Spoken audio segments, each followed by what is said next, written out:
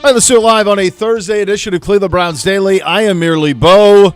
Gibbe is here. The G-Man is here. AccuWeather wins. They win. Remember? I don't remember. I do. It was 60 degrees. You guys said it's going to be 70 Thursday, no rain. I said, no. AccuWeather's showing me 60 and 85% chance of rain. Then yesterday we did the check-in, and you guys had come down to the 60 on the temp, which is where we're at, and your precipitation went up to 30-something, 35, I think. Yes. AccuWeather went from 85 to 60. Well, I can tell you it's 100%. It's raining? It's raining. It's raining. It is gross. It Awful. is disgusting. I'm tired of this. Tomorrow's going to be the same, except without the rain. Yeah. I have 57 tomorrow. Yeah. There could be some frost in low-lying areas tonight. It's 39 degrees tonight. Come on. It's Mother's Day. Let's It's go. Mother's Can Day. we please get this together? Be done already, Gibbe. We got to be done with it at some point. April showers bring May flowers, not more rain. So I was thinking about something. Yeah. Yesterday we had, if you could watch, we had somebody write into us about if you could relive any television series from the beginning, having not previously seen it. And Z went Game of Thrones, and I went Sopranos on that, and then I think he added Curb as well on that. What if you did it from the sports perspective? If you could relive a sporting event or season with no knowledge of how it was going to end up, but knowing that it was going to end up in pure joy for you. I mean, It's tough to beat 16 from the Cavs' perspective. are we talking one game? I think you could do it season, or you could do it a game, or you could do it a playoff. Obviously, that's the only one around here that manifests in a championship is 16. That's it. So that's the one that jumps out. If for me, the football one would have been 2014 Ohio State, because once Braxton Miller goes down, there is no expectation on that team. They fell to 22nd in the polls. Yeah. They did not reach. In fact, they were not higher than number 4 until they won the national title. So they were in the teens all the way into November, ranked. It's a rare instance where Ohio State football plays with no expectations. 02 was probably like that too. They started 13 in 02. Yeah. And then steadily climbed up to the point. And each game was a nail biter. Oh, yeah, there's 02. like 5 of them. Holy Buckeye, the Illinois game. I was at the Illinois game in Champaign. Double overtime, right? Yes. Yeah. So those are ones where they manifest in championships. For us, I'll tell you, if you could do one caveat, it would be the 20 season, except we could all be there. Because you think of Jim and you think of the line, the only thing that's missing is all of you. That season was pure joy, pure chaos because of all the COVID stuff. Yep. But it manifests in a playoff victory in Pittsburgh. That would have been a fun one. That'd be a fun one to redo without the constraints of a global pandemic. Correct. That game alone. Yeah. Or you could just do the 2 Pittsburgh games. The final Pittsburgh regular games, season yeah. game where we clinched the playoff spot at home. Yeah. And then the following week when we go on the road and win. Fans in both of those places, I don't know if it tops. I don't know anything. I know you can say the 16 championship will top it, but knowing what this city feels when it comes to football. Oh, yeah. I don't know that you can. That energy is something I don't know that you can top. No, it would have. That's the one that, to me, I'll tell you another one that was a lot of fun.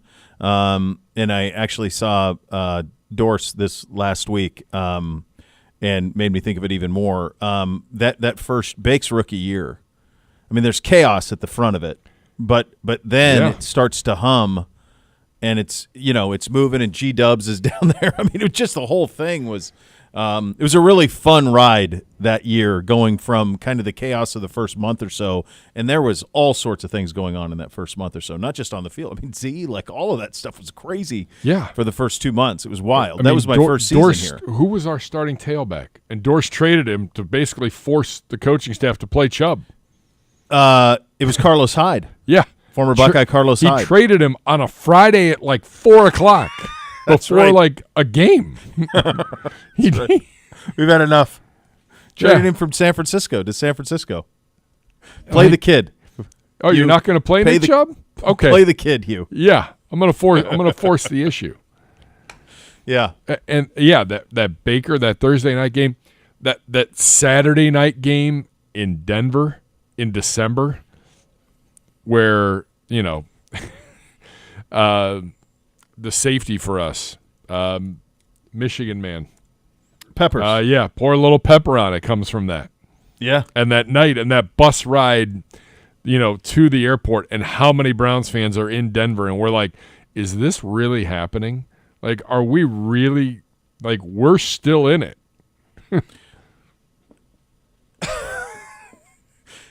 Yeah. Those two, that I do think probably for most folks around here, it's 16. Sure. How could it not? And here's the thing, too, about, and I think 16 has a lot in common with those two Ohio State seasons I mentioned. It was year 2 with LeBron back, but it was a 73-win Warriors, and you were down 3-1. And no one had done it. Yeah. And it'd been obviously so long and all of it. And, I remember my wife crying after it went final. She was in tears. I remember we were in a house in North Royalton at the time while we were building.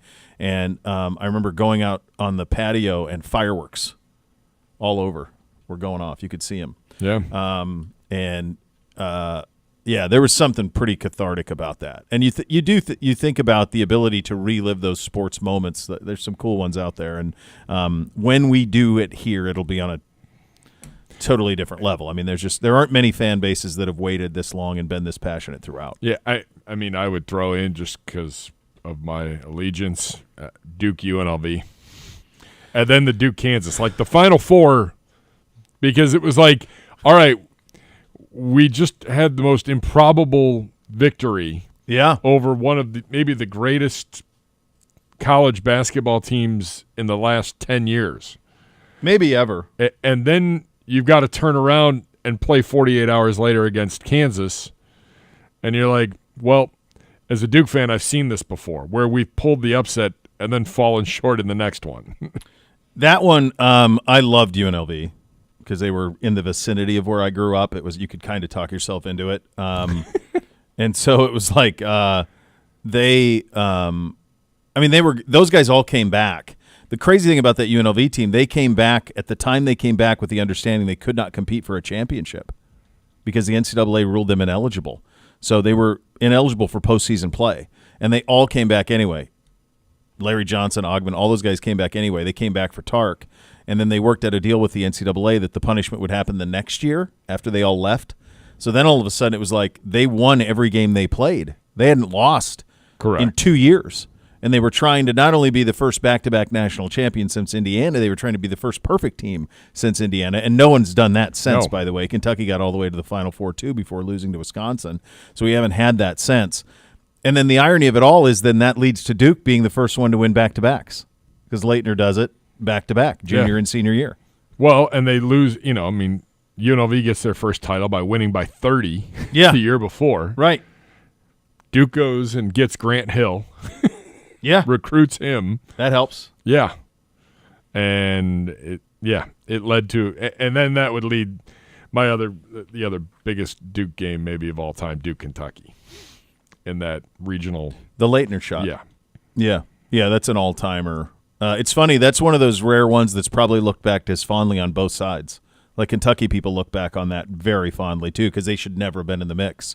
And they were kind of building that thing back out of the ashes. Yep. So there was a lot of that. G-Man, you got a Chelsea Champions League victory somewhere in there that you'd like to relive? He's already rolling his eyes. Welcome back, buddy. He's only gone one day. I know. I mean, we just saw him. He's here today. He's here tomorrow. Yeah, he's back. What's his? What's his number one? What's your number one? Relive any sports memory of your youth or of your adulthood. Come on, G-Man. You always come in a big way. I'm going to say the 2015-16 Penguins season. Okay. How are you a Pens fan? They're the closest. Closest. Yeah. Okay. That's the third one for Crosby or the second one? That's the second one for Crosby, the first of the back-to-back. First of the back-to-back. Because, we were not in the mix in, December. Went on a crazy run. Hottest team going into the playoffs. Yeah. This is Matt Murray's rookie year. Yeah. I would say that. I just remember, my dad and I jumping up and down in the living room. It was such a happy thing, beating the San Jose Sharks in the Cup final. You know what the common denominator and all the things we just mentioned, too, is it's all when it kind of comes out of nowhere. There was something this week about, and we get some of this too about. You hear this around town, and you hear it down in Columbus too. The toxicity of fan bases. Toxicity and passion it's a very thin line between the two, and passion can lead to toxicity, and I think they're very relatable. But one thing that is typically that's so rare in Duke basketball, Ohio State football, and even Penguins hockey, from G-Man's standpoint, very rarely is there very little expectation. And so when there is very little expectation and greatness is achieved, that's when it's so special. In 2014, after that Michigan game, you're playing Alabama. Dude, and I'm they are loaded. They were 2 touchdown dogs in the Sugar Bowl. They were that team. They lose Braxton Miller, who was the 2-time Big Ten Player of the Year in preseason. JT Barrett. They lose to Virginia Tech in their home opener. They lost to Virginia Tech. Their first game was in Baltimore against the Naval Academy. Then they lose at home to Virginia Tech, and they drop to 22 in the polls. They somehow get their way back to being on the precipice of winning the Big Ten and playing in the playoff, and JT Barrett goes down in the Michigan game. And you go, wait a second, who's left? Yeah. We're already down Braxton. You're down JT. Who's left? And the only thing we knew was Cardale Jones. No one knew if he could play. If the kid from Glenville, nobody knew if he could even play at all. And I'll never forget that Saturday, the Big Ten championship game, they played Wisconsin. They were 2 touchdown dogs in the game. Wisconsin had Melvin Gordon and were loaded. And Cardale Jones in the lobby of the JW Marriott in an ill-fitted suit coming down the escalator. And I'm looking at him and I'm thinking to myself, he walked through the entire lobby with complete anonymity. And I'm like, one way or another, you're never going to have a morning like that again. You're either going to be the biggest bum ever if you can't get this done, or you're going to be a hero. It ended up being the latter. They bombed Wisconsin. Yeah. Then they went to the Sugar Bowl and beat Alabama. And I can remember. People forget they even the played Sugar Oregon Bowl sometimes. I think was that game. I think it was New Year's Day. Yeah. And I can remember because I think we had something going on. New Year's Eve, if memory serves. The Sugar Bowl was New Year's Eve because I think people poured out into Bourbon Street. That might be it. It was either the 31st or 1st. I remember that we had stuff here. Yeah. And I came home, and I just was like, I just want to watch the game. Yep. I don't know what's going to happen. I think the Buckeyes are pretty talented, but I just, they're on their third-string quarterback. Mm-hmm. Yep. And while they look good in the Big Ten title game, I don't really know what to expect. And then all of a sudden, it is just a knockdown, drag-out, back and forth, and then Ohio State just keeps making plays, and they go into like a third or fourth gear, and you're like, oh, my God, they can win this. It was January 1. I just looked at my photos. Was it? It was January 1. You were right. It was 11:51 when they crowned them, so it was January 1st. Yeah. It was an amazing football game. So in the last 6 minutes, they have the press go down to the field. So the press box was way up in the rafters at the Superdome. Yeah. And we went down to the field. I was on the Ohio State sidelines, and when they handed the ball to Ezekiel Elliott on 85 yards through the heart of the South, we were on the sideline, but he was running away from us, and we were nearest end zone. And as he ran by, you stepped out on the field, but so too did the entire Ohio State sideline. So in order to see the run finish, you had to look up at the giant monitor, the big screen in the Superdome at the one end. So I looked up at the monitor and watched him finish. And as I looked down, that's where the entire Alabama student section was located. So you got the juxtaposition of Ezekiel Elliott finishing in the end zone and Alabama up. All of those things, they will hit the field tomorrow. We will be outside tomorrow for that. A high of 57, so dress accordingly. Yeah, and bring some sunscreen or bring a hat. We don't have a tent. That's all right. I don't think it's going to be, by the looks of, according to, by the way, I should get AccuWeather for free for all the times that I'm on their side on this thing. 57. I can't believe you're paying for it. Yeah, it's a shame. I think 57, wind gusts of 24, 70% cloud cover. That's not great. Intervals of clouds and sunshine in the afternoon. And our social media is all over every one of these guys showing up.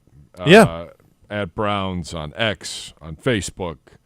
On Instagram, there's videos, there's stuff. It's being posted nonstop. My feed has gone off nonstop. I believe the only one so far that has not shown up, saving the best for last, Harold Fannin Jr. There he is. Everybody else is in the building from our draft pick standpoint. But there's a lot of guys this year for a rookie minicamp. It's a change from past years when we've only had normally like the draft picks and maybe 5 or 10 invitees. I'm told we're going to be able to field a couple teams. So you were on vacay when Z and I were discussing this, and Z thought there'd be upwards of like 40 guys, 30, 40 guys, and because they want to go 7-on-7.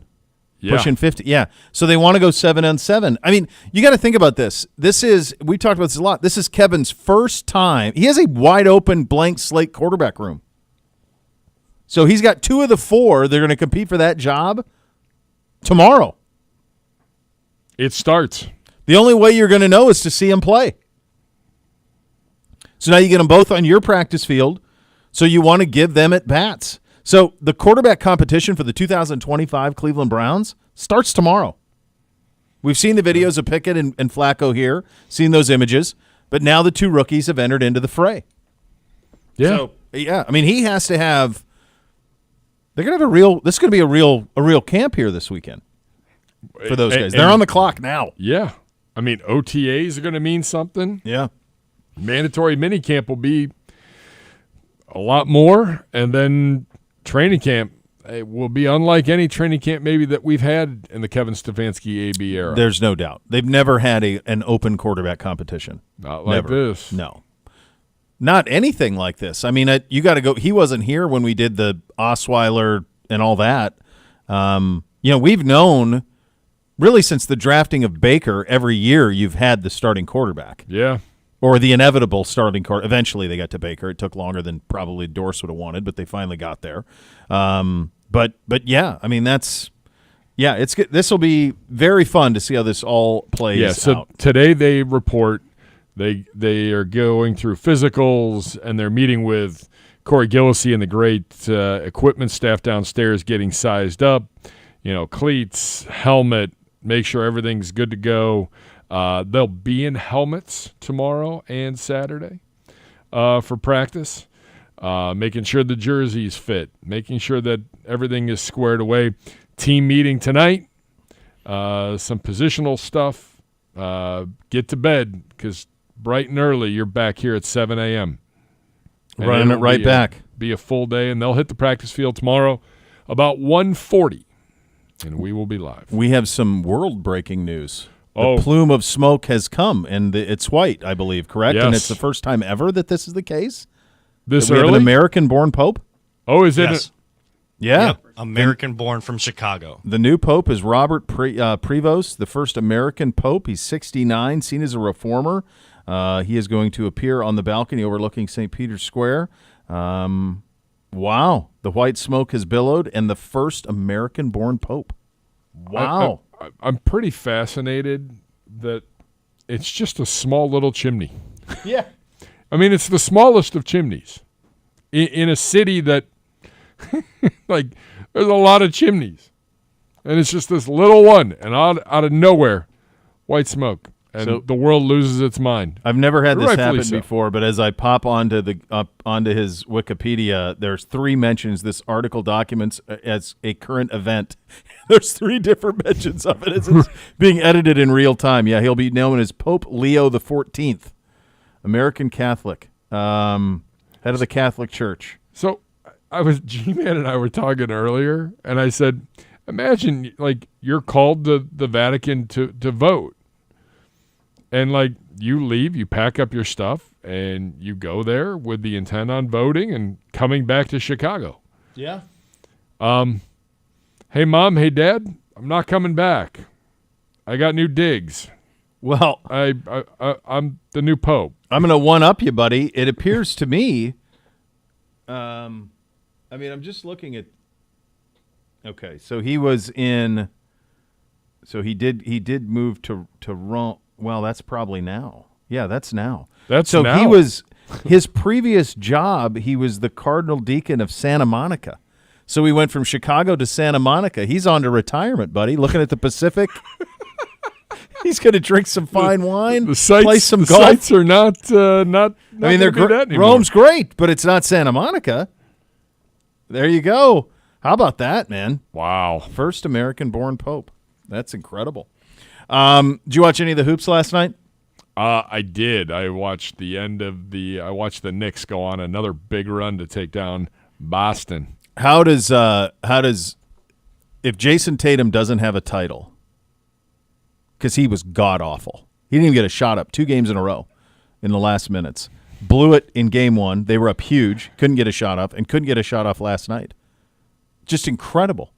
And they can't shoot. They are 25 of 100 from 3. And everybody keeps telling me, well, eventually they're going to hit their threes. Well, maybe they're not. Not the way the Knicks are playing right Maybe now. they're not going to hit their threes. Although I don't know how. I mean, obviously credit the Knicks a little bit defensively, but I mean Boston can't hit the ocean if they're standing right in front of it.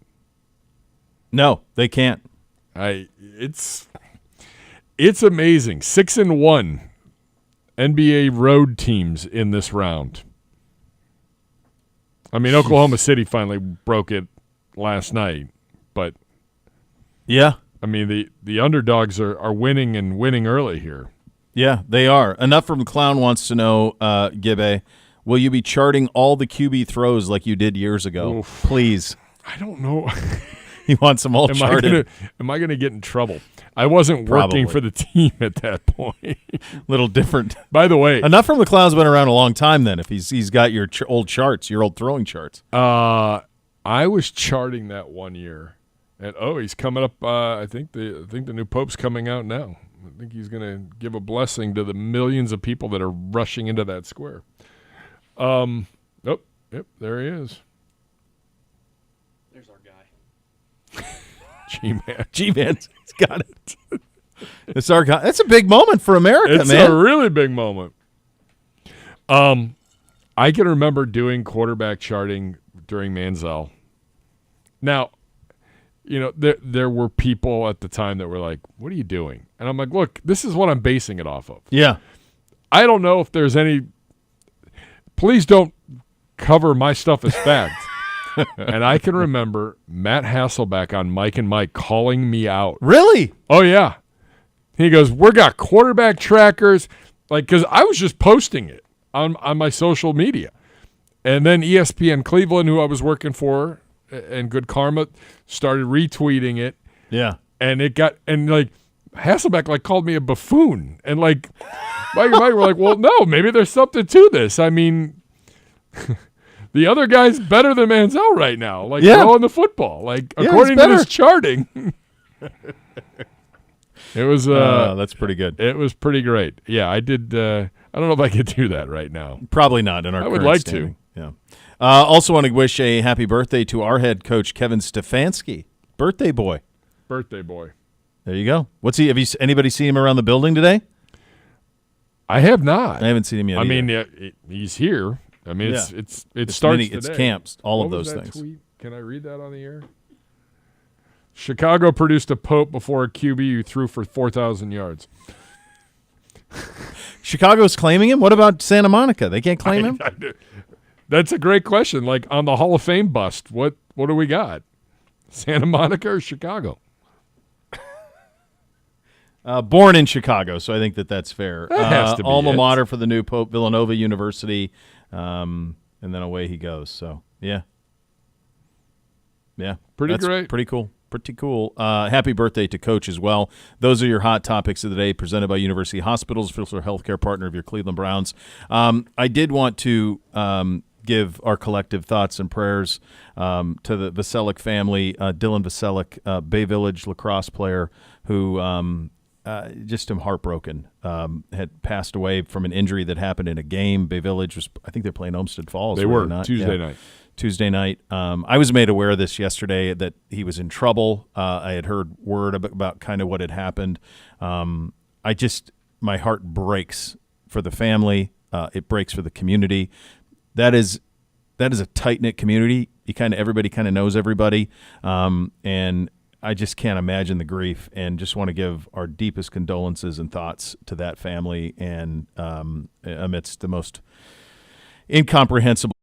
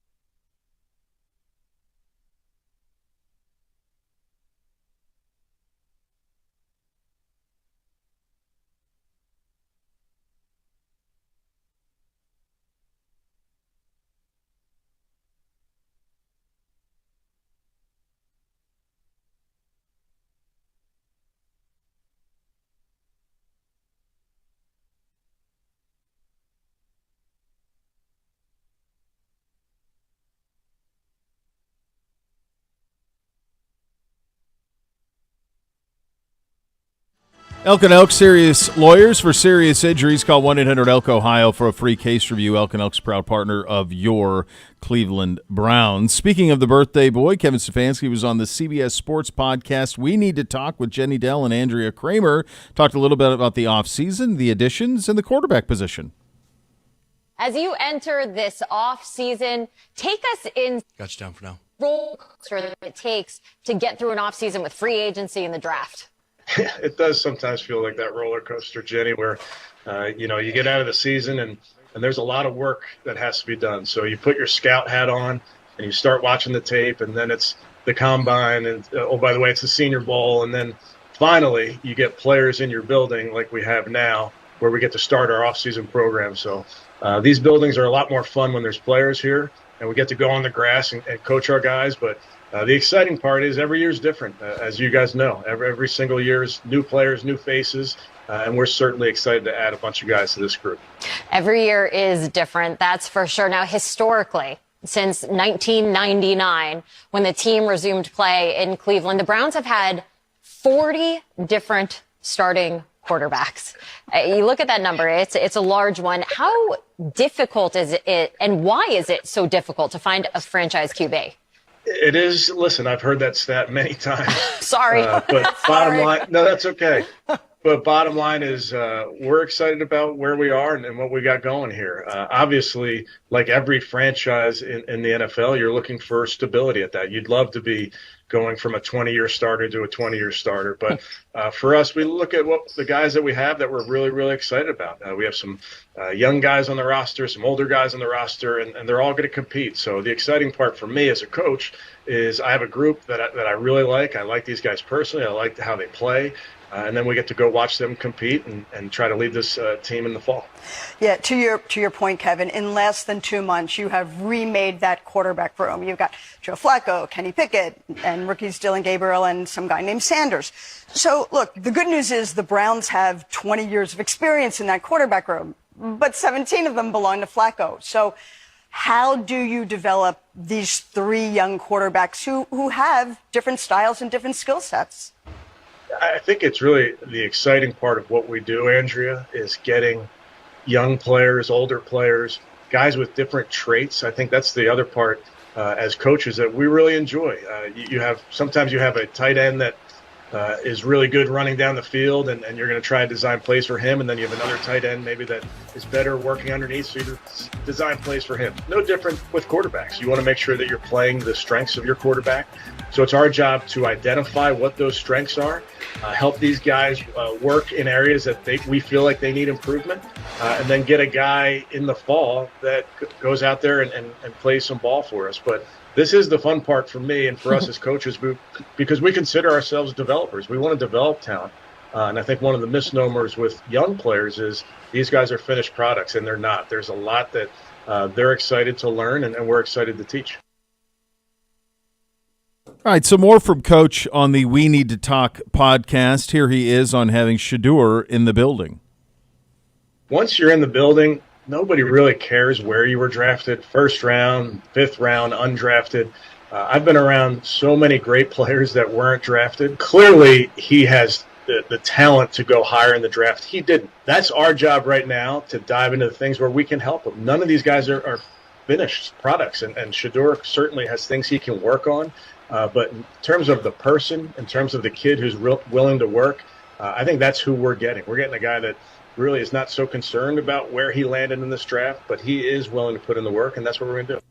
You know, the one thing that I think because of what Shedeur accomplished in college, because of, kind of all of that, and because of everything, I mean, he's got 3.5 million Instagram followers, all of it.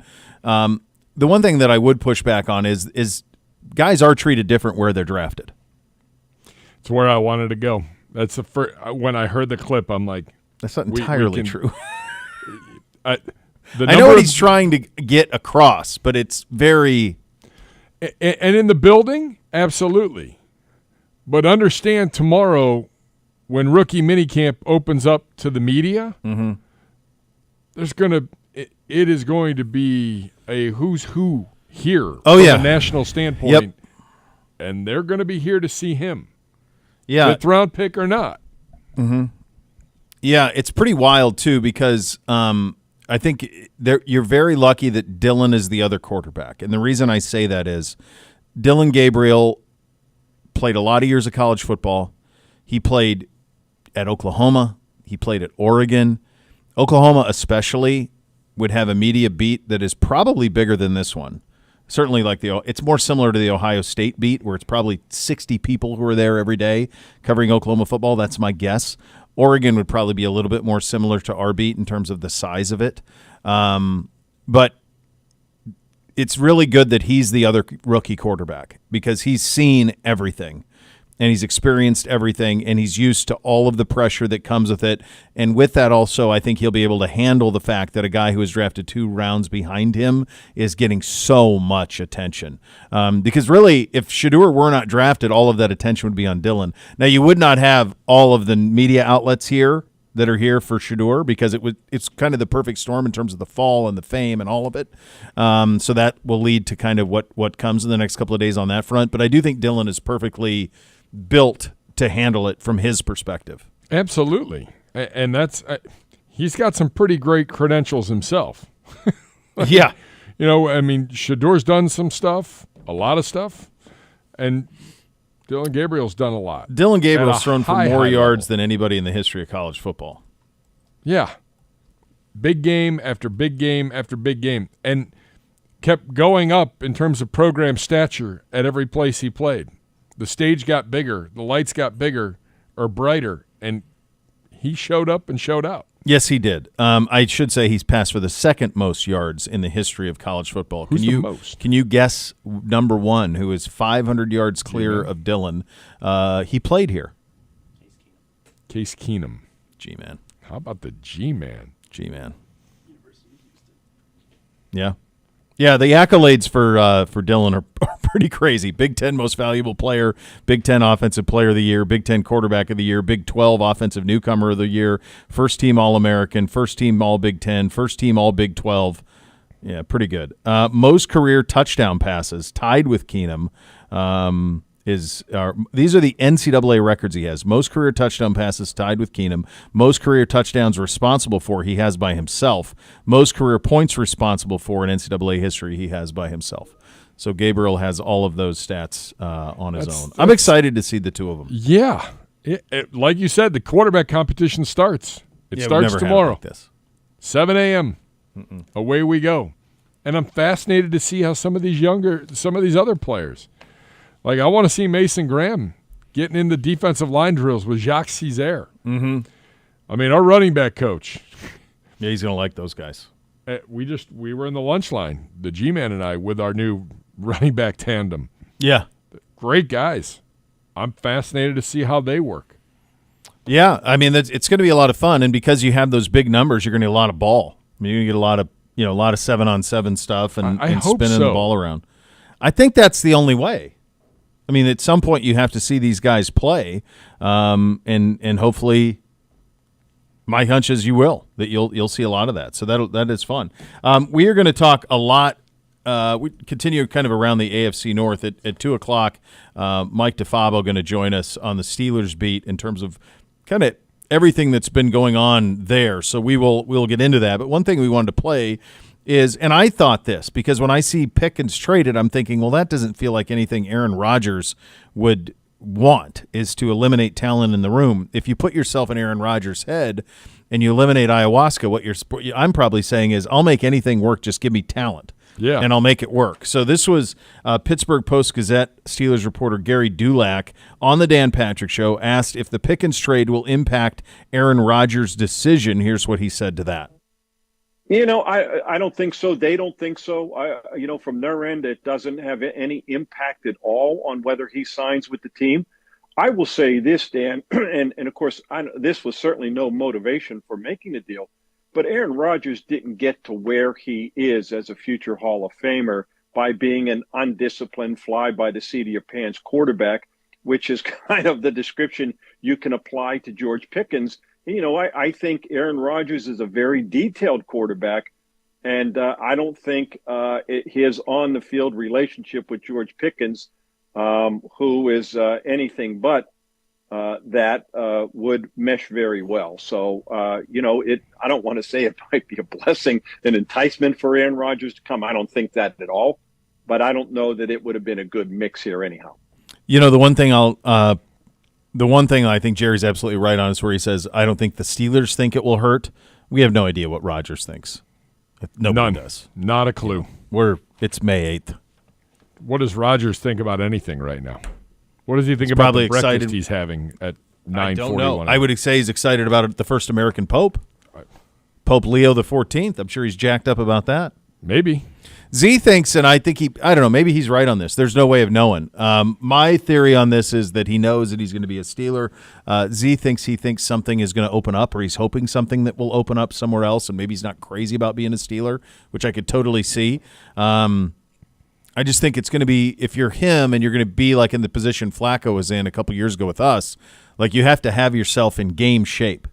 And then you're kind of just waiting on something bad to happen to somebody else and then rolling the dice that bad happens on a team that you would want to join. Yeah. Like, I don't – if Drake May were to get hurt in New England, do I think he would run to that scenario? No, I don't.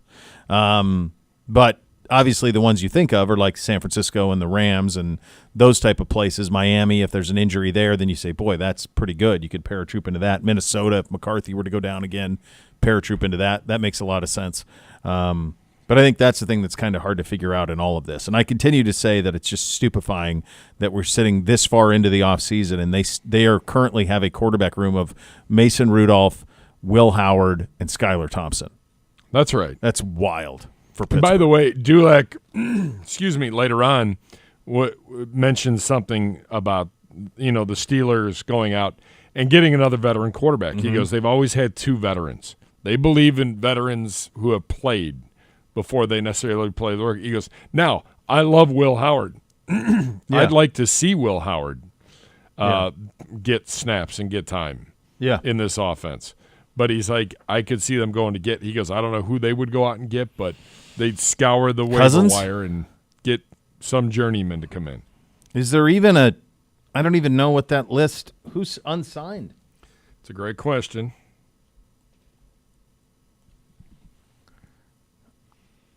I mean, I've seen the list of remaining. All right. running back free All right. agents. This is it. Aaron Rodgers, Tyler Huntley. No, Garoppolo signed, right? I thought he did. Didn't he sign with the Raiders? That's what I thought, right? Or no, Rams. Rams. Rams. You're right. He went back Rams. to, Is Wentz on a team? No. No, that's it. I mean, other than that, then you start to get in the Jeff Driscoll, Ben Rippon, Teddy Bridgewater, Desmond Ritter, Jarrett Stidham, C.J. Beathard, like that type of scenario. Yeah, so it's pretty limited at this point. I guess they could go see if they could acquire Cousins. They could probably go do that, but if they go do that, they're going to be doing so from an incredibly negative spot. Yeah, I mean, they don't the have Falcons any will have them leverage. over They the don't have any barrel. negotiation power. Yeah, absolutely. Yeah, so that will be something to watch, and we'll dig in on this a little bit more coming up at 2:00. The every NFL team's biggest offseason need for 2025. Do we agree with what the Sporting News says the Browns' biggest needs are? We will get to that coming up next. Listen to Cleveland Browns Daily, presented by Ballybet, official sports betting partner of your Cleveland Browns.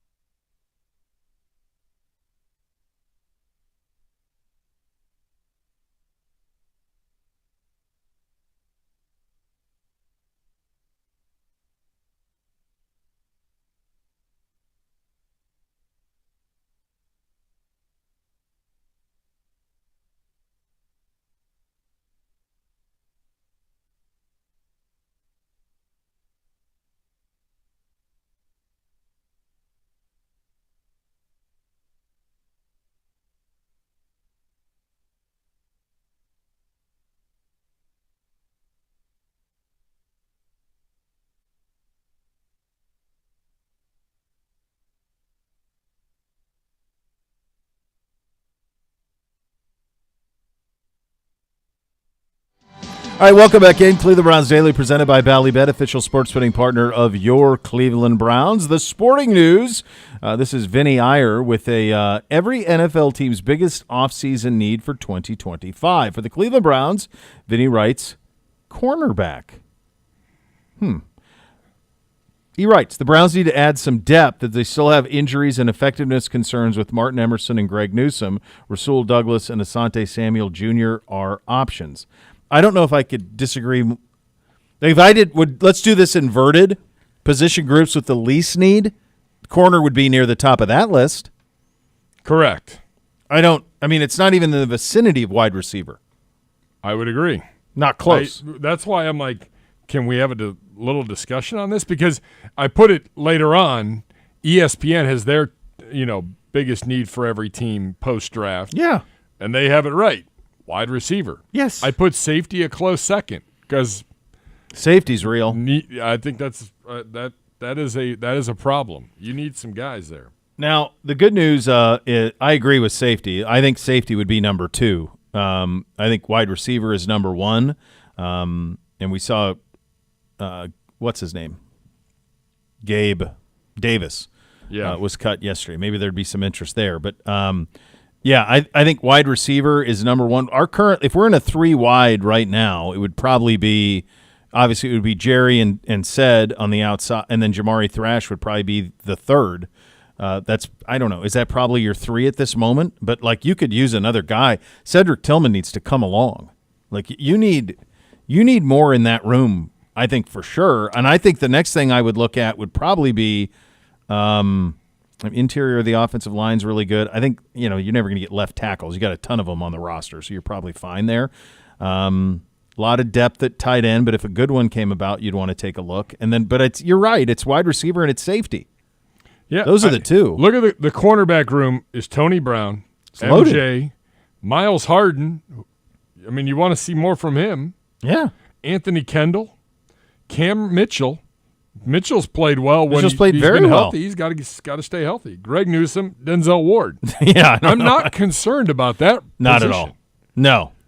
No. I think corner is you could argue corner is one of the strengths of the whole roster. Yeah, is corner.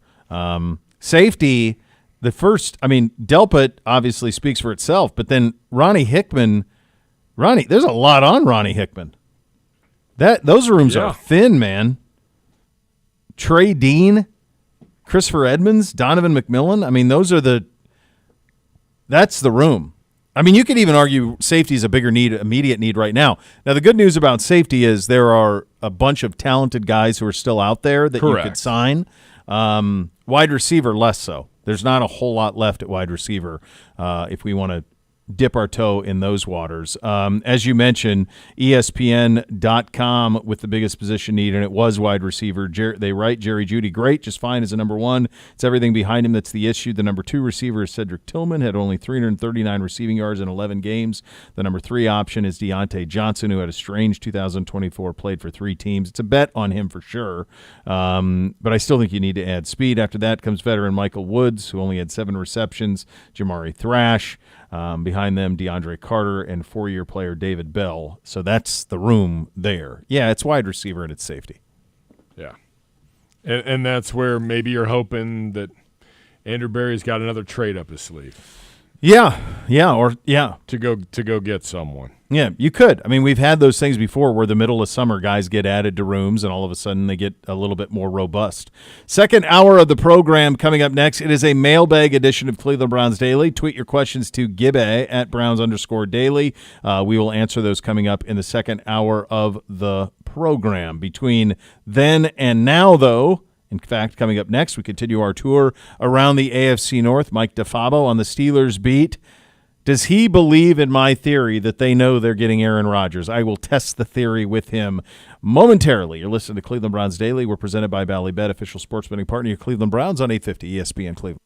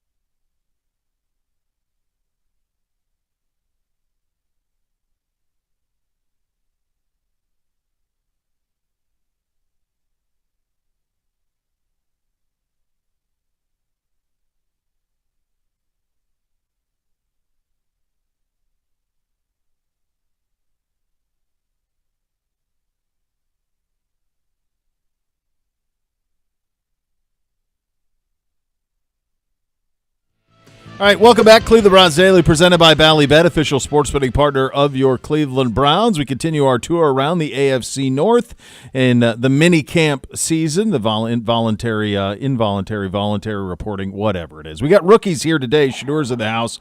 For some perspective over in Pittsburgh, we head out on the Twisted Tea Hard Iced Tea Hotline. It's brought to you by Twisted Tea Hard Iced Tea, official sponsor of your Cleveland Browns. Keep it twisted, Cleveland. He is Mike DeFabo. He is the Steelers beat writer at The Athletic, and he joins us there. Mike, thank you so much for taking the time. I'm going to start with a theory of mine, and you tell me how nuts this is. I believe that the Steelers know they're getting Rodgers, and they've known all along. And my reason for that is I just don't think that organization would be in that quarterback situation if they didn't know that. Any water to that? Do you give any credence to that theory? You know, there have been a lot of theories that have been floated and passed around here in Pittsburgh. And I think anything is reasonable to think about. The way I look at it and what I've heard behind the scenes, from my understanding, there's no kind of like a secret agreement, no handshake deal, nothing like, hey, we know you're going to come after OTAs, but you don't have to show up, and we'll just have this agreement. But what I'll tell you is this. The Steelers internally are very optimistic that they're going to land Aaron Rodgers. And through their words and their actions, they definitely support that. And I think the strongest indication came during the draft on basically the Steelers' version of what this station right here, Art Rooney, the team president and owner, said during the draft that all the signs are encouraging, and they really believe that Aaron Rodgers wants to play for Pittsburgh. So I think that it's by far the most likely scenario, and I think it's almost inevitable at this point. But because of the fact that you're dealing with someone like Aaron Rodgers, who's unpredictable, who appears to want to do things his own way and on his own terms, until he does sign, I feel like it's really possible that anything can happen with this quarterback situation. It's such a wild thing to wrap your head around. And so, yeah, it all seems like it's pointing in that direction. Let me, from the fan perspective, do they want him? No, I don't think that you could find a single person in Pittsburgh that's excited about this. Really? For a couple reasons. I mean, yeah, you could tell yourself he's a 4-time MVP. You could tell yourself he's a Super Bowl champion. Steelers fans know that very well because he beat the Pittsburgh Steelers to win the Super Bowl. But I think people are looking at the fact that he's 41 years old. You know, he played for the Jets last year. They won 5 games. Even after he asked them to trade for his preferred targets like Davante Adams, they still, in 2 of those games with Davante Adams, didn't score an offensive touchdown. So there's a lot of skepticism and question marks with this team, and especially given their track record, because you know they basically have tried this twice already. At the end of Ben Roethlisberger's career, they said Big Ben is no longer Hall of Fame prime Big Ben, but we don't need him to be with T.J. Watt and Minka Fitzpatrick and Cameron Hayward. Well, that never led to a playoff win. Last year, they kind of told themselves the same thing. Well, Russell Wilson might not be in his prime, but we don't need him to be because we've got this great defense. Well, that great defense gave up nearly 300 rushing yards in the playoffs to the Ravens and flamed out again. And so, you know, after 8 years of failing to win a playoff game, I think people in Pittsburgh are understandably skeptical about the whole thing. Mike, if you were to poll those same fans that are skeptical, what would they have wanted the Steelers' offseason to look like? Well, what I would have done, and what I think a large portion of the fan base was lobbying for, would have been to sign Justin Fields and to do it early. He was the guy, after the season, Art Rooney, the owner, came out and he said, my preference is to sign either Justin Fields or Russell Wilson. Mm-hmm. Well, it became clear through the process that really it was Justin Fields was their guy. And I feel like everybody overpays for a quarterback in some form or fashion, whether you're giving up significant compensation in the draft to move up and get a legitimate first-round guy, or on the open market. I mean, this is a world where every quarterback seems to be making more than $40 million a year, and Justin Fields is making just $20 million. There's, I believe, 19 quarterbacks who make more money than Justin Fields. I would have seen if you could be the team that unlocks him this year. And then if you're not, okay, that's perfectly fine. Then you're in a position to draft a quarterback 2026, and Justin Fields provides that bridge as the starter this year and you know, short-term starter next year until you get that guy. Instead, you're rolling the dice with this guy that's aging, waffling about whether he wants to play, where he wants to play. I just feel like you don't want to get into the situation, and the best route to take matters into your own hands would have been to just lock up Justin Fields when you had the opportunity. Do you think if they had it back, they would have just kept playing him instead of going to Russ last year?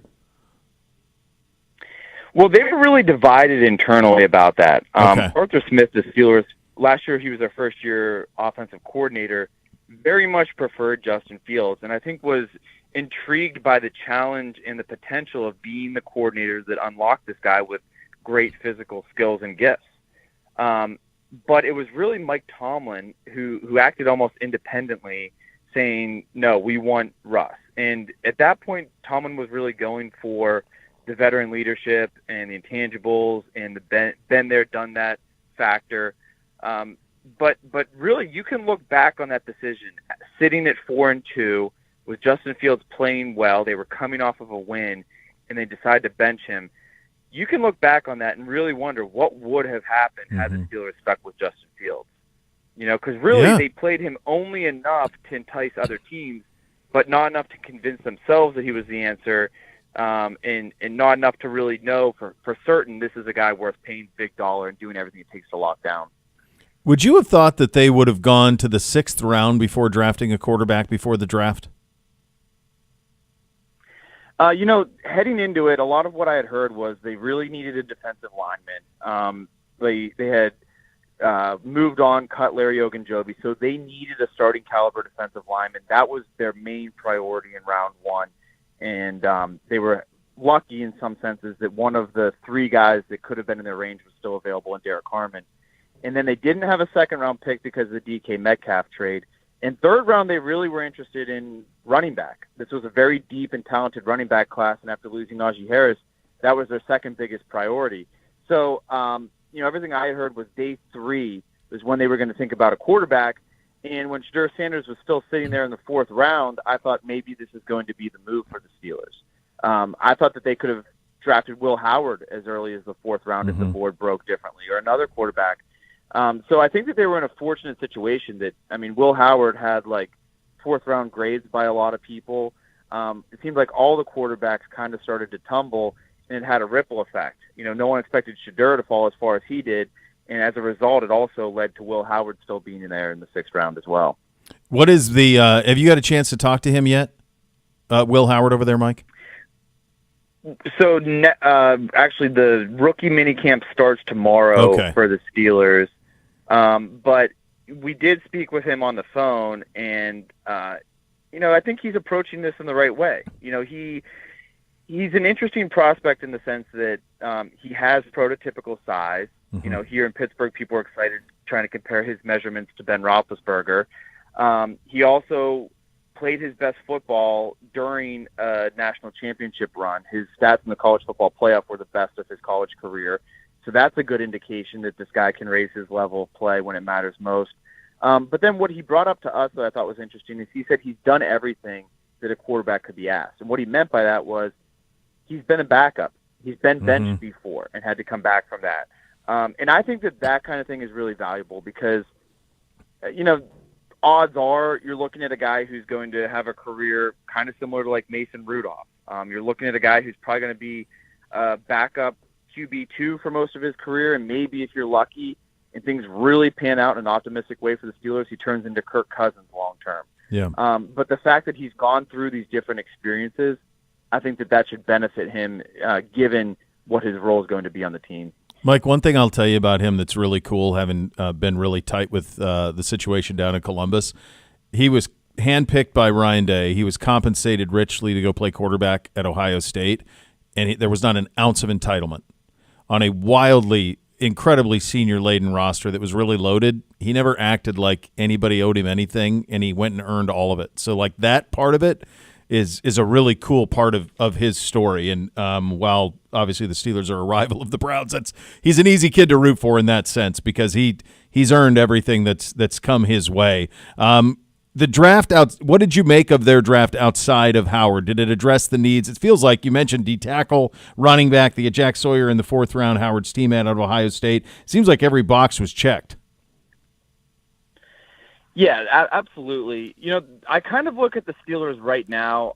If they play their cards correctly, they could kind of be like the early 2000 Steelers before they got Ben Roethlisberger, where you had a very good defense, you had an excellent offensive line, you had Jerome Bettis and a reliable running game, and they were like good enough that you were thinking, yeah, maybe this could be a playoff team, probably not a legitimate contender, and then they get the quarterback, and that helps vault them into that conversation as a true contender, and the quarterback ultimately ends up elevating the rest of the team. That's kind of, you know, I don't know that they're quite there, but they're kind of close. In that, like, you look around their roster, and after the draft, there aren't a lot of holes, other than, you know, now after trading George Pickens, number 2 wide receiver. So, you know, I think it was very important to get a defensive lineman because not only did you need a starter for this year, Cam Hayward is in his mid-30s right now, not getting any younger. I hate to say it in blunt terms like this, but there's a chance that last year was Cam Hayward's last good year. So you have to – they needed not only a starter for now, but also plans for the future, and that was the chief priority, and that's why they went so heavy on the defensive line, not only with Derek Harmon in the first, but also Y.A. Black out of Iowa in the 5th round. And then running back, I just feel like the guy that they got, Caleb Johnson, he fits what they do. Arthur Smith loves the outside zone, and at Iowa, that was the primary run concept for the Hawkeyes. And so you're getting a guy who's 6'1", 225 pounds, brings more physicality and versatility and durability than some of the other 5'8" and 5'9" guys that they've got in that room, and also just his familiarity with the scheme makes it should be a seamless transition and a guy that fits right into what they want to do offensively. So I think that they played their cards really perfectly well, and you got to add in too, you know, getting DK Metcalf for a 2nd-round pick, I think was, even though they had to give him a handsome contract, I think that was a good move because it afforded you the flexibility then to move on from George Pickens. Talking to Mike DeFabo, Steelers beat reporter at The Athletic. Couple more real quickly for you. Let's do the Pickens thing. Why did they not get this done before the draft? Were you surprised that they didn't? In an ideal world, I think the Steelers would have loved to get a 2nd or 3rd round pick for George Pickens, immediately drafted a wide receiver, and turned over that room in one offseason with the addition of DK and subtraction of George Pickens. And they actually hosted a ton of pre-draft visitors who were wide receivers expected to go right in that range. And you could kind of read through the lines and see what they were thinking.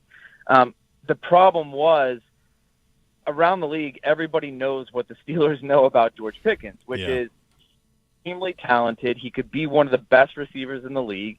He can fulfill his potential, but because he can't keep his head on straight and, you know, continues to lose control of his emotions and not treat the game professionally, I don't know that he's ever going to reach that potential. So, you know, they were basically shopping him to every team around the league. And at The Athletic, when we were asking teams, would you be a team interested, some teams literally responded back, LOL, because they were like, there's no chance we're going to invite that kind of thing into our locker room. So really what happened was, during the draft, the best they could get was a 4th-round pick. Then after the draft, the Dallas Cowboys upped their offer. They were able to get a 3rd-round pick and a 5th-round pick while also giving up a 6th. So basically the Steelers were in a position like, we want to move this guy. If we can get enough to make this seem like a reasonable, fair deal, we're going to do it. It took until after the draft for the Dallas Cowboys to up the offer, and as soon as they did, the Steelers said, okay, deal, let's take it. And he's just a can't get right situation there with Pickens over there. I'll get you out of here on this one. Is everything copacetic between them and T.J. Watt? Yeah, you know, there was a lot of speculation a couple months ago when T.J. posted a picture on Instagram of him giving the peace sign. And a lot of people ran with that, being like, oh, is he saying goodbye to Pittsburgh? Is he frustrated with the contract situation? I had actually heard he was just leaving Pittsburgh and going to Wisconsin for the offseason, and it was like, see you, Pittsburgh, like, I'll be back soon. But when it comes to his contract situation, what I can tell you is Omar Khan, the general manager, has repeatedly on the record said that he wants T.J. Watt to finish his career as a Steeler. Omar Khan, the general manager, has also a very, very tough negotiator who basically is going to be like, this is my offer, take it or leave it. And it definitely makes things more challenging for the Steelers that Myles Garrett just reset the market, and he did so on his third contract, already in his 30s. Typically, you don't get that kind of contract as your third contract and in your 30s. So the Browns really put the Steelers in a tough spot here, where there's a bit of a rivalry between T.J. Watt and Myles Garrett. And I think that not even because he needs the money, but because he wants the level of respect that comes with being the highest paid edge rusher, I think T.J. Watt's going to want a contract that looks very similar to that. And so if I were to guess how this is going to play out based on history and based on what I've heard and based on what they've said, I feel like this is going to play itself out all the way until near the deadline. The Steelers don't negotiate deals in season. So I would look for somewhere at the end of training camp, T.J. Watt to sign a deal. I think it's going to, until it gets done, I guess you never know, but I just feel like he's such a priority for them, and he single-handedly reshaped so many games that it's going to make sense for both sides to get this deal done. Really enjoyed the conversation, Mike. Thanks for your time today. Greatly appreciate you. Yeah, absolutely. Thank you so much for having me. All right, there you go. Mike DeFabo, Steelers beat reporter at The Athletic. He joined on the Twisted Tea hotline. Brought to you by Twisted Tea Hard Iced Tea, official sponsor of your Cleveland Browns. Keep it twisted, Cleveland. We'll go around the sports world coming up next. By the way, still time to get your mailbag questions into Gibbe at Browns_Daily. We will get to those coming up as well. You're listening to CBD, presented by Ballybet, official sports betting partner of your Cleveland Browns.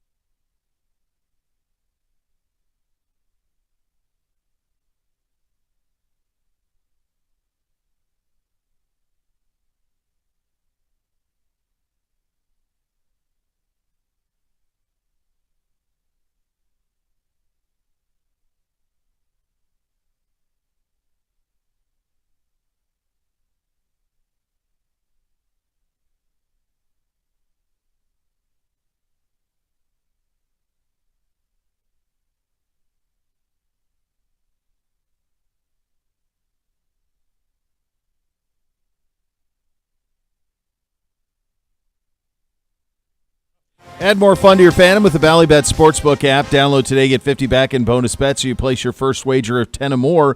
Bally Bet, official sportsbook partner of your Cleveland Browns. Around the sports world, Tyreek Hill names his top 5 quarterbacks in the NFL. Is this in order? That's the order that, yes. Okay. Lamar? And I mean, it wasn't number 1 and number 5. It was like these 5? Yeah. Lamar, Josh, Patrick Mahomes, Joe Burrow, and Baker Mayfield. Those are his 5. There's a name missing on that list. Yeah. Your current starting quarterback. He is going to become a problem there. If he's not already, you can just see this brewing. And well, he's about ready to cross over into that pain in the neck talent thing. So if you just think there's, kind of 2 vertical columns, and this is your talent, and this one's the pain in the neck. And as long as this talent is bigger than the pain in the neck, you can continue to be compensated and be part of rosters. Once those flip, zeke, and it goes that way, you're cooked. So that happens early for somebody like Johnny Manziel. It happened really early. Pain in the neck, talent, nope. It happened later for like AB. Sure. It happened later for Terrell Owens. It happened later for other people. It happened for various reasons. There could be all sorts of reasons why it happens. But the reality is that it will happen at different times, and he, to me, feels like he's right on the precipice of that. I'm trying to find his age. Give me 1 second. He's 31 years old. Yeah, there you go. Okay. 31 years old. Played in 17 games last year, 81 catches, 959, and 6 touchdowns. Well, and it was his fewest yards since his rookie season in 2016. Right. And there's some off-field stuff. He's had his second wrist surgery. He just posted pictures of that in the last couple of days. He went from, as a 29-year-old, in 16 games, 119 catches, 1799, and 13 touchdowns, to last year, 81 for 959. He went from 15 yards a catch to 11.8.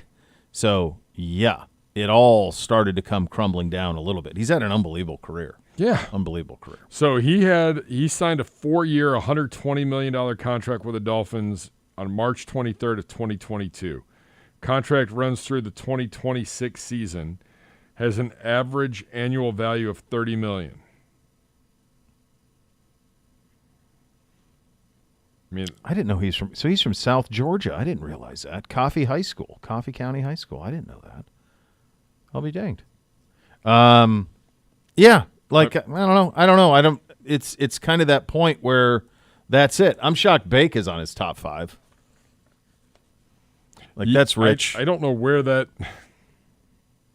Not sure where that would have come from, but yeah, that's probably a little. Bake had, in all due respect, Bake's been great, but like, that's pretty high. Correct on those side of things where he is concerned. Yeah, I think that bears watching as we get into the season, because if the Dolphins don't start well, I mean, he's going to get louder and louder, and come trade deadline time, or is it just even a cut? Depending on how much. Oh, someone else. He's not quite there yet. Talent's still there. There'll be somebody else who could. I mean, what about Kansas City? I mean, his former team. Yeah, I mean that would make sense. Other NFL news: the Carolina Panthers cut Jadeveon Clowney. Yeah, that it was going on right as our new Pope was being announced. Yeah. By the way, American, if you're just joining us, Pope Leo XIV out of Chicago, the former Robert Prevost, I believe. Villanova educated is on fire with some of the jokes. As the great G-Man illustrated, Villanova ahead of all the Power Fives on Pope. I thought that was a great tweet out of you, G-Man. You always enter situations in a big way. Also, the Carolina Panthers running back Jonathan Brooks, second-round pick in 2024, physically unable to perform list as he recovers from his second ACL injury in 13 months. He'll miss the entire 2025 season. Not exactly how you want to start the offseason. No. Out of Texas, they liked him a lot in the draft. Second-round pick from last year. He's going to miss his first 2 years, basically. Just 9 carries last year before the injury, and then he had a second one. So he's going to miss his 2 years of his first 2 years of his career. So there you go. All right, it is time to open up that mailbag. Please get your questions into Gibbe at Browns_Daily. We will get to that coming up next. You listen to Cleveland Browns Daily. We're presented by Ballybet, official sports betting partner of your Cleveland Browns on 850 ESPN Cleveland.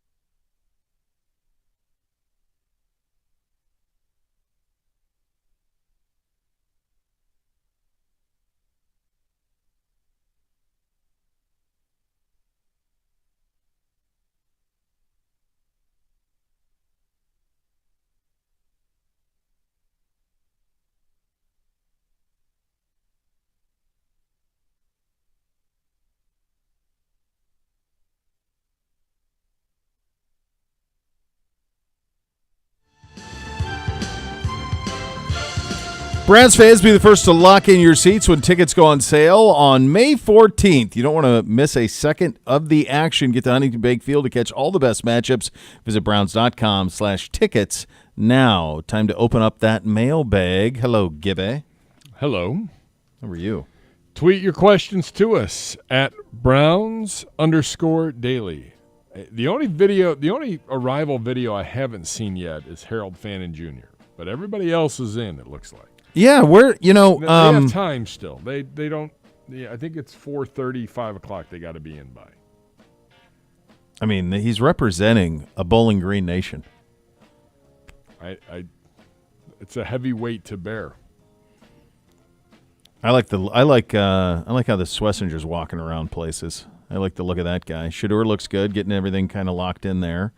Schwessinger's bounds out of the car. Dylan, there he is. Looks good. Quinshawn looks very good. Got his slides on, ready to go. God, he's really put together. Where's Dylan? I didn't see Dylan. Did I miss? Oh, that was early. There he is. Oh, yeah. Oh, he's got the guard's hat on. Smart man. There you go. Yeah, that's our social media team and our digital team, content and production, are all killing it right now. So yeah, they did a good job. Yeah. Mr. Camtastic. Mace. What? Our fans are going to love Mace, man. They really are. You're going to love him. This guy's great. Again, here's a guy. He's here to work, man. Dude's here to work. Someone asked me last night in the league, by the way, 1-0. Good job out of you, Gibby. Decent night for it. Didn't it end up being pretty nice? It was chillier, however, but it was okay, right? However, actually, it wasn't chilly. Going back to the whole weather conversation. Yeah. You know, I'm in golf pants. Sure. I grabbed the wrong ones. I grabbed the lined ones. Ah. Not great. Less and a than long ideal. sleeve, like, underneath the polo. Got a little. It was a little warm. A little warm. A little When the toasty. sun was out, you're right. Yeah. When the sun was out, it was pretty warm. I will say this. A solid U.S. Open rough because they have not been able to mow. Oh, yeah. So it was you hit it in the rough, you couldn't find it. Like from fairway to rough. Like that line was the difference between finding your ball and taking 20 minutes to find your ball. Yeah. It was. What were your guys'? What is your league ruling on how long you can look for a ball? A couple minutes. But last night, I think there was a little bit of an exception because it was really the first night where everybody was playing. Do you know what got rained out this week? One of your former, in your past life, one of your favorite events, the Muirfield Village Memorial Media Day was rained out. No Tuesday. makeup. They usually try, but the problem, I mean, it's been rained out before. The problem with it is you start to inch closer to the tournament. And this year they're back to 2 weeks before the U.S. Open. Last year they were a week before. Now they're back to 2 weeks before. So it's the Monday coming. It's the week coming out of Memorial Day. It starts. And so they kind of got to get going on it. So they got it done, and they were supposed to do it on, I think, Tuesday. Monday or Tuesday. I can't remember. Probably Monday because Tuesday would be a member day. So I think it was Tuesday they had it, and it was rained out. That stinks. That is an event like they just crush it. They used to, and I don't know how many you did, but there were several years before I got there where they would give out like drivers to every media member. I did not. I could have used one. They gave out drivers. They gave out golf bags. Like, it was crazy, let alone like you either get breakfast or lunch, whichever one you want. If you play early, you get breakfast. If you play late in the afternoon, you get lunch. And then everybody can have a milkshake if they want it. Their milkshakes are the stuff of legends. Yes. And by the way, I know the secret sauce. I'd never tell because I love those people, but I know exactly what it is. I've seen it. That's I watched them intriguing. make it. I'm going to need to pick your brain on that because that milkshake is a food group on its own, right? They get the exact right. It's proportionally perfect. Yep. The texture's perfect. All of it. They get it right. Yeah, I got we got very nice swag bags. I got a hat. I got a polo. Yeah, always get that. Like it's kind of like you would be able to go in and pick out. Usually they had several different colors of polos to buy, that you could have, and then hats to match. My favorite one I ever had. I had a true Kelly Green Memorial Tournament hat that I used to have. That was beautiful. That I keep bugging those guys down there. I got to get another one of those. But yeah, and then they do golf bags. Yeah, they're great. It's awesome. It's a great tournament. It is. That's a sporting event I wish I could go back and cover and experience it all over again. Is the last time Tiger won in 12 when he hit the chip on 16. Yes. That Jack said that's the best golf shot I've ever seen in my life. Might not be wrong either. He might not be. If you've ever stood there, it's impossible. But that to relive a Tiger, and we had that at you guys had that at Firestone up here too. Like it's just when he was here in one of these tournaments at his apex. I think it sucks that there's only one PGA Tour stop in the state of Ohio. Correct. I think it really sucks with the amount of great golf courses in this state that we don't have more. I think it's a bad job, and there's no majors planned here forever. No, because the U.S. Open's got to play the same 5 courses. Well, yeah. I mean, and the PGA's taken some of them. Like, I mean, the PGA's at Quail Hollow again. We got to see that. I mean, we've seen that Quail Hollow so many times. I don't care. Yeah. Yeah, that's next week, is it not? Yeah. So future PGA Tour stops: Quail Hollow, Aronimink in 2026, PGA Frisco in 27 and 34. That's a new one. All right. That's where the PGA's headquarters, I think, is now. The Olympic Club in 28, Baltusrol, Congressional, the Ocean Course at Kiowa. So those are all U.S. Open. So the first chance that you'd have to have a major in Ohio, I mean, they're scheduled all the way out through 2034. That's ridiculous. U.S. Open future sites. Let's see what we got here for U.S. Open. So it's Oakmont this year. Shinnecock. I've played Oakmont. I shouldn't have played Oakmont. Shinnecock. That's outside Pittsburgh. of Pittsburgh, right? Yeah, it's not. They had a ton of storm damage. Did you see that? I did. Last week? Yeah, Oakmont's not for me. That's not. I shouldn't have been there. Shinnecock in 2026, Pebble Beach in 27, Wingfoot in 28, Pinehurst 29, Marion in 30, Riviera 31. Pebble Beach again in 32, Oakmont in 33 again, Oakland Hills in 2034, Pinehurst in 35, Shinnecock 36, Pebble Beach again 37, Country Club at Brookline 38, LACC 39, Marion 40, Pinehurst 41, Oakmont 42, 43 is open, 44 is Pebble Beach, 47 Pinehurst. So basically, Pebble, Pinehurst, Oakmont are like in the rotation, and then Marion. They're scheduled all the way out to 2051 Oakland Hills. It's going to be the same 10 courses for the next 30 years, 25 years. That's ridiculous. That's crazy. And none in Ohio. The last major in Ohio is a U.S. Open at Inverness. Do I have that right? In like 78? G-Man's on it. I don't know. I think it's Inverness. Not President's Cup or Ryder Cup. Muirfield's had that. Correct. I think it's Inverness in like 78. We got to go down. We did the President's Cup Media Day. Yeah, that was fun. That's fun. Because it's a whole different course. It's still challenging as all get up, but time of year wise, it was a much different track. 79 U.S. Open at Inverness. I'm seeing 93 Inverness had the PGA Championship 90, in Toledo. Yeah, 86 Inverness. You're right. 86 Inverness. Still, that's ridiculous. 1993 PGA in Inverness. 75th PGA Championship. So U.S. Open or PGA 1973. Championship? What makes the most sense for 1993. the state of Ohio? Is it a PGA Championship? I don't think it matters. I mean, well, you couldn't do anything in the spring. I mean, you would want it to be the U.S. Open because otherwise you'd be dodging rain. If Paul Azinger, your winner in the 1993 PGA Championship at Inverness. Would Muirfield get a major? There's two if who they didn't have Jack's tournament. Here's what I've told him to do: play the Memorial Tournament 1 year because he does not want to ever miss the Memorial. It means that much to him. For Jack, it's as much his legacy as the 18 majors. So play 1 year, play the Memorial Tournament at Scioto, the place he grew up playing in Upper Arlington. They are not built for the crowds or anything like that. So you'd take it a little bit in the shorts the 1 year to do that. And then if you did that, you could play the U.S. Open at Muirfield. You could do that. You could possibly I think they'd rather do the PGA because the U.S. Open, they take over your course.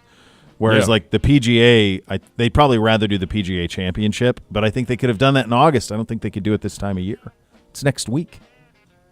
So you'd be dodging weather the whole time. But I've told that to Jack, and not to Jack. He would never let me on his course again.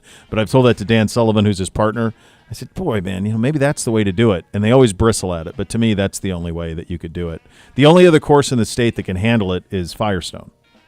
And they're now out of the mix, which sucks. But they're the only other one in the state that can handle the crowds and the parking and all that. Yeah. Yeah, that sucks.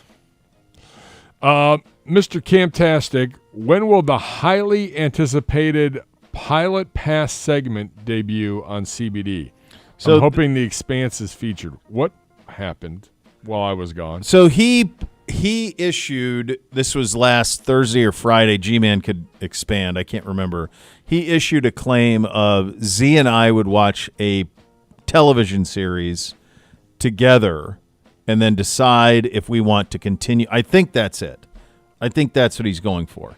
The dead period in the off season. You watch the pilot episode of a show, and have that determine whether you would suggest to keep watching it. I think. So then I wonder if his idea is that we watch it together as a show. So they'd let us, they'd then let us know if it piqued their interest enough to continue watching or if it's a no-go.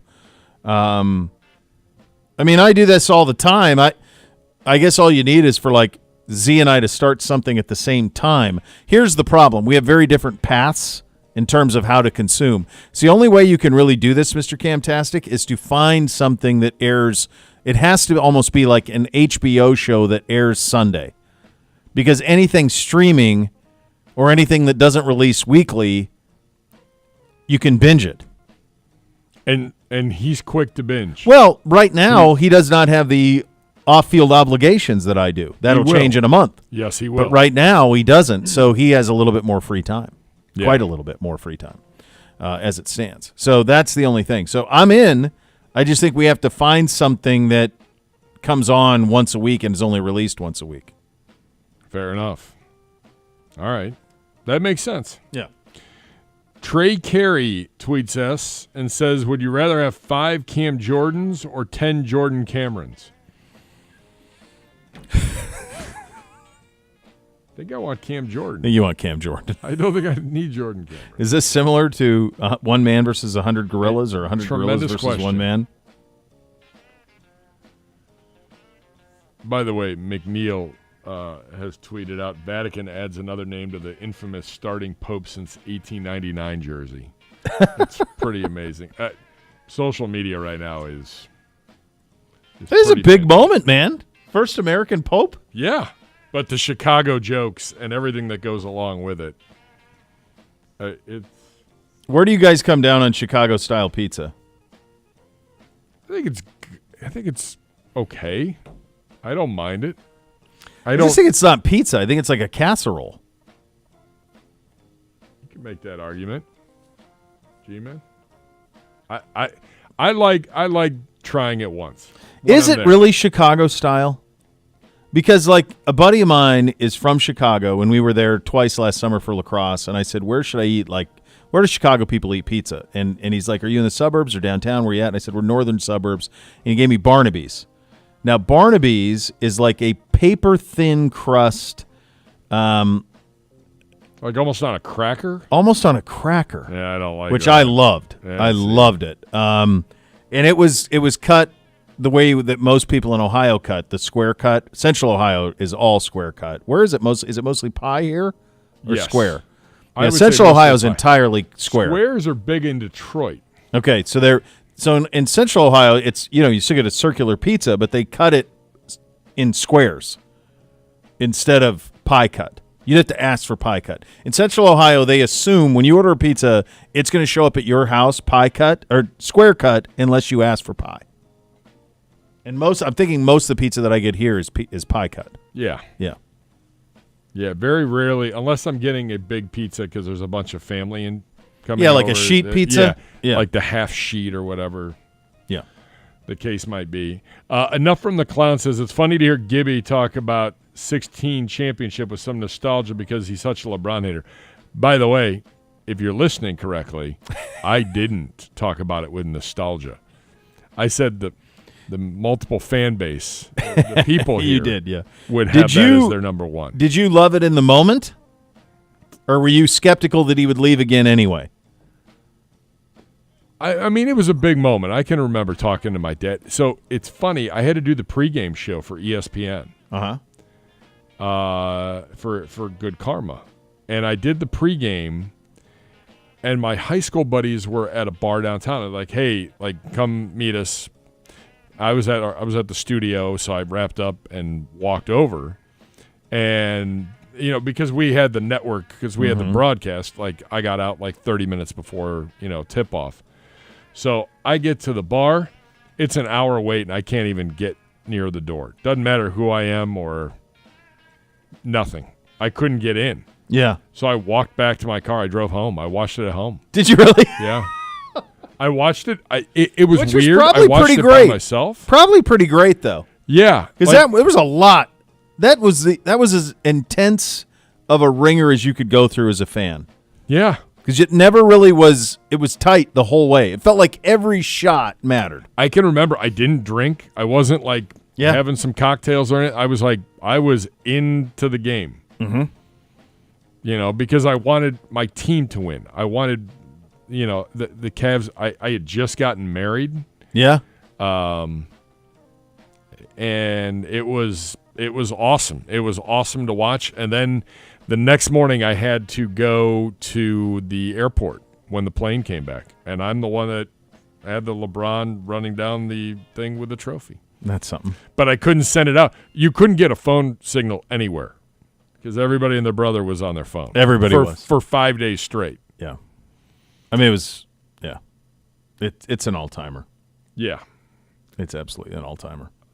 It's a slow day here. I don't know where everybody else is, but everyone else is dodging the. Well, look, it's high 50s out there. A little bit of gray, but I do think that we can add. So there's 2 bouts that AccuWeather is having against Weather Channel apps, and AccuWeather takes round 1 because it did rain, and it is 60. 60 was the high. It's cooler than that now, but it was 60 this morning. So far. Well, Sunday was the other big discrepancy. So what do you have Sunday now? For Mother's Day, I think it's come down a little bit. Because, you guys were saying 70s was what you guys were saying for Sunday, and I was in the 60s. I'm down to sunny skies, 67. Okay, so it's already adjusted. Yeah, AccuWeather has remained at 66 and sunny. I don't like that. I mean, it's as fine. long as there's no rain, and with the sun, it'll be pushing 70. It'll feel like 70. Yeah, I mean, we have no substantial rain here again until middle of next week. Thank God. I'm gonna mow my lawn. Yeah, a lot of people do.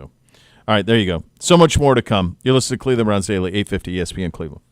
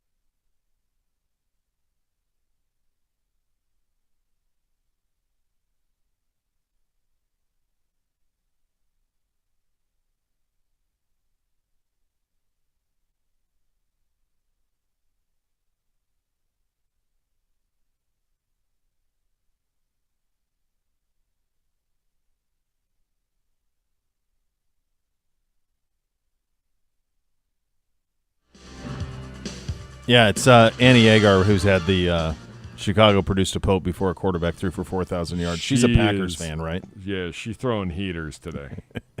I just told G-Man in break because he's rattling off some things, and I'm like, today is one of those days where it's pretty entertaining on social media. Yeah, there are days when it wins. Yeah, this one's a big win today. There's a lot of funny content out there right now. It's unprecedented stuff, man. We've never had this. American Pope. Pope Leo the 14th. That's a great American Pope name. Pope Leo. I wonder what Uncle goes Leo? into that. Come on. Uncle Leo from Seinfeld? Hello! Jerry, hello! Gibbs, my mom actually texted me telling me that it goes into them like changing their name like that, tries to honor the saints and popes before them to indicate what type of work they're going to do as pope. I wonder what Pope Leo represents. Is he coming off of Seems a like Francis, some missionary work. a Francis, A lot of missionary work. a Francis, a Benedict, a John Paul are the last three. So this is our fourth go at it. Hey, we have an American Pope. It's a win. It is. Do we have hoops tonight? Do we have hockey tonight? No, we have no hoops. There's no hoops. Oh, no, tonight? there is. There is. Golden State, Minnesota's tonight. They staggered. But yet, if you're curious if they're starting it, early, no, 8:30 on TNT for that one. There's hockey, too. Hurricanes, Caps, Oilers, Golden Knights. Yeah. I like that Oilers, Golden Knights. Yeah, I wish it wasn't on at 9:30, but yeah, that's a pretty good one. So there you go. Tomorrow we will be live outside for rookie mini camp. That will be fun. We encourage you to join us. We can also share with you that the next level is coming up next. Thanks for listening, everybody. Cleveland Browns Daily, 850 ESPN Cleveland.